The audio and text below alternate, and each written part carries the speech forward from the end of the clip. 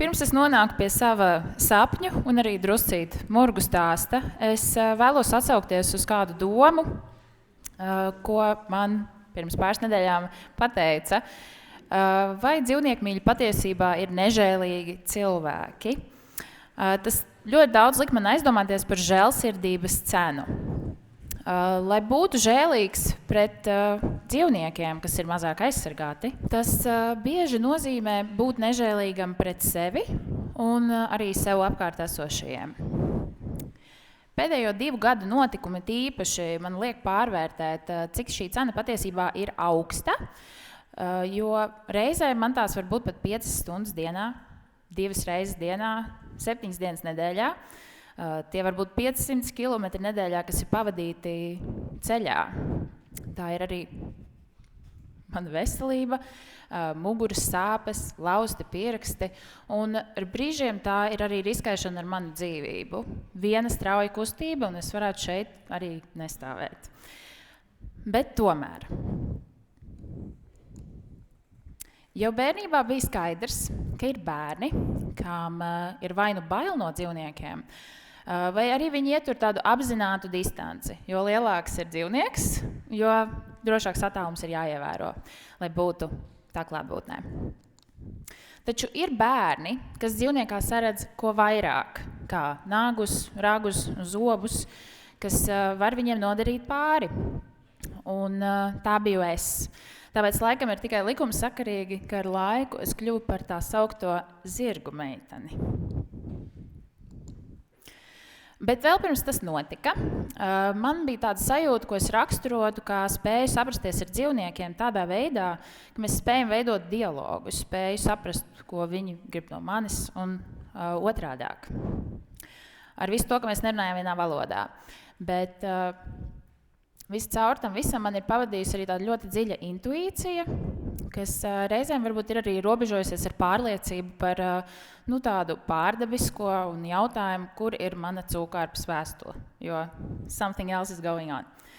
Bet tas viss mani noveda pie tāda manas dzīves izpratnes un emocionālās inteliģences pilnveidošanos, un tas veidoja to manu tālāko ceļu uz centieniem realizēt savu sapni. Nopirkt zirgu, konkrētu, ļoti, ļoti specifisku zirgu.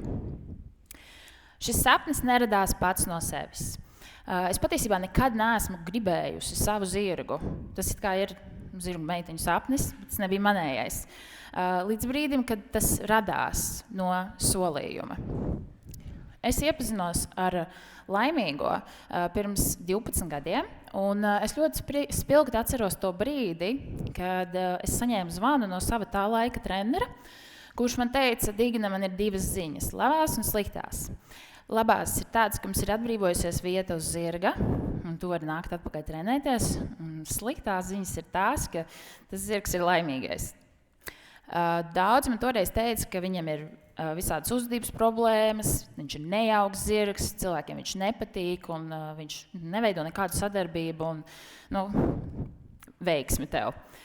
Bet sākumā laimīgais tiešām centās no manis atbrīvoties dažādos veidos. Mums bija arī treniņi, kur es kritu 3 reizes, dubļos, peļķēs, skrēju viņam pakaļ un smilšaini rausos atpakaļ seglos. Un kamēr tas citus cilvēkus no viņa aizbiedēja, man tas bija vairāk tāds izaicinājums. Un tas mani neapturēja. Un ar laiku tā sadarbība, kas mums bija, tas izveidojās par kaut ko daudz, daudz dziļāku. Laimīgais bija ne tikai mans sporta partneris, bet viņš bija arī cilvēku nesaprasts dzīvnieks. Un šķita, ka es vienīgā viņu sapratu, jo arī es biju nedaudz citādāk. Un mums kopā strādājot ar laiku, cilvēks tālī sāka redzēt un arī man teikt, ka laimīgais mainās ar mani. Un tomēr ļoti svarīgi piebilst, ka tas bija tikai ar mani. Pret visiem pārējiem viņš bija tieši tāds pats kā vienmēr. Šajā brīdī es jau sapratu, ka ja viņam nebūšu es, viņam nebūs neviens. Un tā, 14. gada pavasarī dzima mans sapnis. Tas bija aptuveni 30 minūtes pirms šīs bildes tapšanas. Tās bija mūsu kopīgās otrās sacensības, un mēs ieguvām 1. vietu, un šī bija mana pirmā vieta.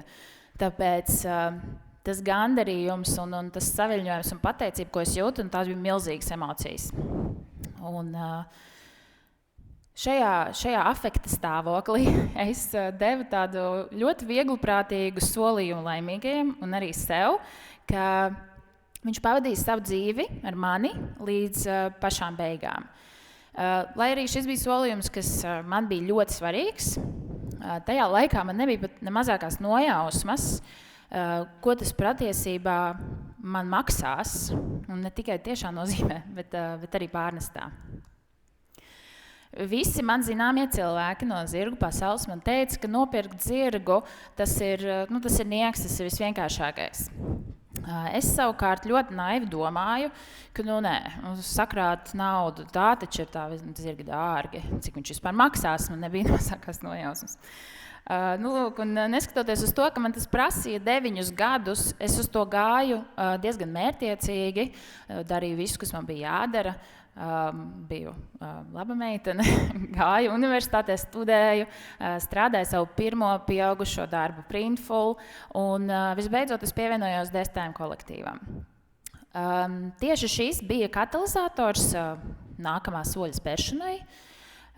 Bija pienācis īstais brīdis realizēt šo te manu sapni. Un zirga pirkšana, tas man bija pavisam kaut kas jauns. Es nezināju, kas man vispār ir jādara. Laimīgais piederēja jau bēdīgi slavenējai Latvijas jātnieku federācijai, un viņi man negribēja atdot tā pa vienkāršo. Un katru reizi, kad es jautāju, kāda ir cena, lai es zinu, ar ko rēķināties un varētu to procesu iestartēt, viņi man pretī jautāja, cik tu esi gatava maksāt?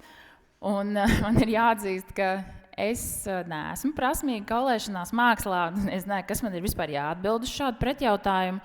Bet to zirgu es gribēju, man viņu vajadzēja, un tāpēc es darīju kā filmās. Es nosaucu zemāku cenu, jo tā kaulējās parasti. Un, godīgi sakot, es domāju, ka viņi nemaz nepiekritīs tam. Taču pāris dienas vēlāk viņi savā federācijas sēdē lēma tomēr man šo zirgu pārdot. Un pēc tam tas, kas sekoja, bija patiesībā tāds diezgan liels jukas, jo viņi nebija man nekāds papīrs, nekāds slēdziens, nekāds it kā līgums, nekas. Tikai tas, ko es viņam pateicu, ies pa tiku, viņi man saka, ok, un tad tālāk, ej augšā pie lietvedes, un viņi tev izrakstīs rēķinu. Un es aizgāju pie lietvedes, un viņi savukārt bija tā kā vispār nelietas kursā par to, kas notiek, cik mēs esam tur sarunājuši un kas. Un es patiesībā tur varēju arī nošmaukties droši vien, bet tā kā es esmu dziļi godīgs cilvēks, tad es tomēr paliku pie tā, ko es biju nosaukusi. Un vienu ātru bankas pārskaitījumu vēlāk laimīgais jau bija uz mana vārda pārreģistrēts uz mani. Ko tas zirgs ir nopirkts, un tas sapnis kā viņš realizējas. Bet kas notiek tālāk? Izrādījās, ka tā tiešām ir taisnība. Nopirkt zirgu, tas principā tas ir sūdiņš. Tas ir ļoti vienkārši, un es nebiju gatava tam, kas sekoja pēc tam. Es pieņēmu lēmumu pārvest savu luteklīti uz citu stalli, pie dabas, viss zaļš. Man likās, es viņam došu labāku dzīvi. Viņš ir pavadījis 10 gadus tādās 4 tumšās sienās. Bet man šķita, ka es pirms šīs pārvākšanās biju izprašņājusi visu vajadzīgo informāciju, uzdevusi pareizos jautājumus, bet pāris mēnešus vēlāk izrādījās, ka tas bija tāds ritīgs vasaras naivums, kad visa tā bilde ir tik skaista un viss zied un ir tik daudz zāles, ko ēst un viss ir labi. Bet, kā lūdzu? Bet līdz ar ziemas iestāšanos uzturēšanās apstākļi šajā stallī ļoti strauji pasliktinājās. Un tajā brīdī man bija vieta pirmajā rindā, lai noraudzītos, kā laimīgais un ar viņu arī tas mans lielais sapnis patiesībā dziest manu acu priekšā. Ekspektācijas man bija visvisādas, bet realitātē tikai ziemā var redzēt staļu patiesās krāsas. Un lielākais paradoks šeit ir tāds, ka neviens stālis parasti neņem jaunus klientus ziemā. Tad, kad tu vari aizbraukt, apskatīties, novērtēt, cik tur ir, kā tur ir apstākļi, tad neviens neņem jaunus klientus. Un tas parasti notiek vasarā, un tu viss izskatās skaisti. Bet ziemā neviens neņem šos jaunos klientus, tās ir papildus mutes, kas ir jābaro, un tāpēc tādi potenciālie saimnieki, kas meklē saviem zirgiem jaunas mājas, viņi neredz to īsto virtuvi. Un viņi saskarās ar to situāciju tad, kad jau ir par vēlu kaut ko mainīt, un tas bija tas mans gadījums. Piemēram, sienas. Cik bieži un cik daudz zirgiem tiks nodrošināts sienas ziemā, jo zirgu gremošanas fizioloģijas dēļ viņiem ir jābūt konstantai piekļuvai barības avotiem. Tā vietā sienas bija ļoti maz, un tas, kas tur bija, tas bija sapelējis.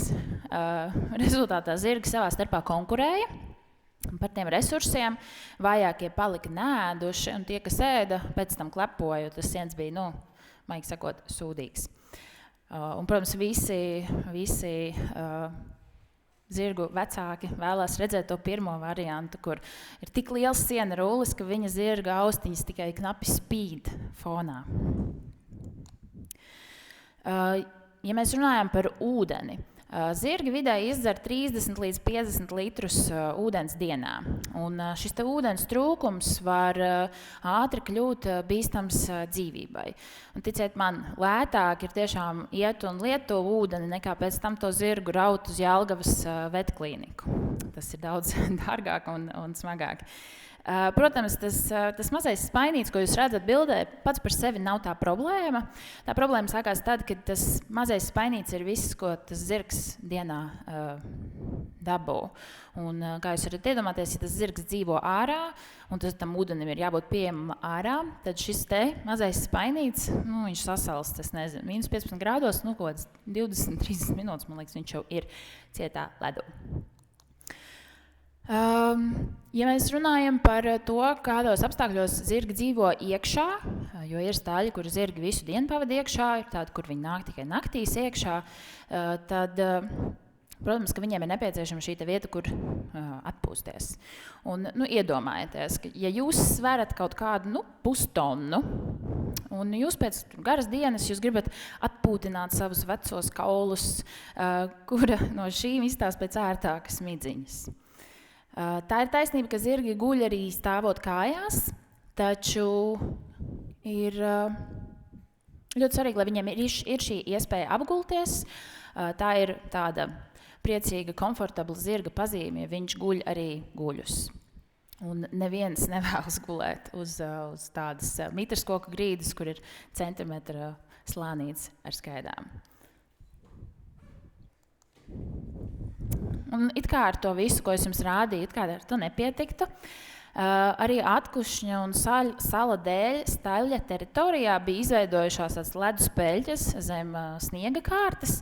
Viņas nebija norobežotas, un zinātāji vietējie zināja, kur viņas ir, un apzināti izvairījās, bet, ja atbrauc uz Stalli kāds ciemiņš, viņi nezināja, kuras ir tās zonas, kur nedrīkst staigāt. Un, līdz ar to laimīgais pusgada laikā no tāda spēcīga sporta zirga bija notievējis gandrīz kā ģindenis. Viņš bija 2 reizes nokritis uz šīta ledus, viņš bija sasities, viņam bija ļoti grūti pastaigāt, un viņš arī daudz klepoja no tā pelējušā siena. Un, lai kā es censtos, cik agri celtos, cik maz gulētu, cik reizes dienā es brautu pie viņa, tās problēmas, viņas vienkārši nāca viena pēc otras un visu laiku sekoja. Un es viņam pirku sēgas, visādas barības, piedevas un visu kaut ko, bet tas viss bija bez rezultātiem, jo tiklīdz zirgiem nav šīs pamat vajadzības nodrošināts, tad pārējais tā ir cīņa ar veidzirnavām. Es tikpat labi varēju šo naudu, dedzināt vai pat taisno pārskaitīt krāpniekiem, jo jēgas tāpatām nebija pilnīgi nekādas no šīm. Un man ir ļoti daudz šādu bilžu, jo es patiesībā biju tās diezgan lielās šausmās, un es dokumentēju situāciju katru dienu un pavadīju ļoti daudz laika salīdzinot, jo man likās, kā tas zirgs mainās, viņš paliek tievāks pa stundām, kā tas var ir iespējams. Tajā laikā es braucu uz stalli 5 no rīta. Es aizbraucu uz stalli, izdarīju visādus darbiņus, pēc tam atpakaļ uz darbiņu, uz ofisu, un tad atkal pa taisno atpakaļ uz stalli.